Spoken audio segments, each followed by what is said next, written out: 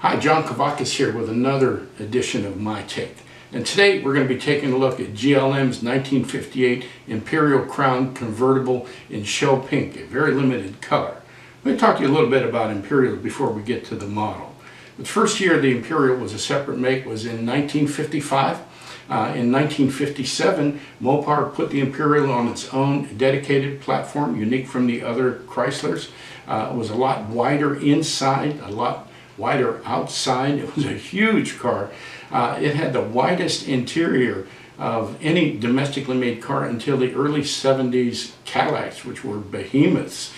So this was a Virgil Exner design. He was on a roll. The forward look was really kind of coming into its own. The first American car with curved side glass, very classy looking. Had the flight sweep rear deck with the optional simulated spare tire bulge to it. In 1958, they introduced it with a new grille. And they had a couple upgrades to it. First car was cruise control was standard. It had quad headlights. It got from the single headlights. Quad headlights were universal all across the board. And it was the last year of the 392 Hemi with 345 horsepower. They only made 675 of the Crown convertibles, so they're a pretty rare car. 1958, you know, 1958 has a love-hate relationship with the hobby, doesn't it?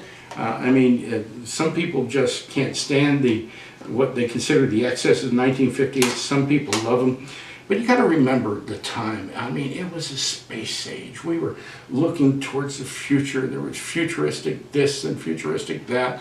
And, you know, here comes the Imperial. It's got the gun sight tail lights. It's got this sweeping styling and everything. And it was just absolutely stunning for the time. I think very emblematic of what the 50s were all about. We were at the height of everything, chrome all over the place, huge cars, and GLM's given us this 1/43rd scale model copy of the Imperial Crown Convertible. So let's put it on the turntable and take a look at it. Now, maybe you've seen this car before, but the details on this are just absolutely stunning. The finish is beautiful. I mean, we're coming to expect this from GLM. The vent at the rear of the hood, the windshield wipers, the windshield trim, and I got to tell you something, there's been some comments about GLM windshields before. This one looks really great, really much to scale, very accurate looking.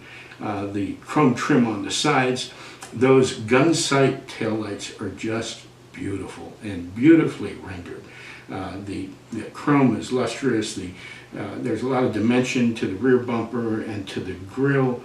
Lensing is just beautiful. The trim, including the mirrors and the little chrome trim on the front quarter panels, the side sweep trim, the badging, the door handles, it's just really great. The interior, I'm glad this is a drop top because the interior is stunning. The door panels have these separate handles on them, the separate chrome trim, and you really get a chance to look at and enjoy the dashboard. They've done a fantastic job with the gauges and the little mirror on it, and just the textures on the interior and everything. It's really beautiful. Wheels and tires, very accurately rendered. This is just a fantastic model, and like I said, we've come to expect this sort of thing from GLM.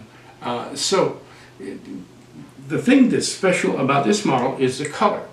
Now this is offered by Tom Dirnberger. His email is right over here.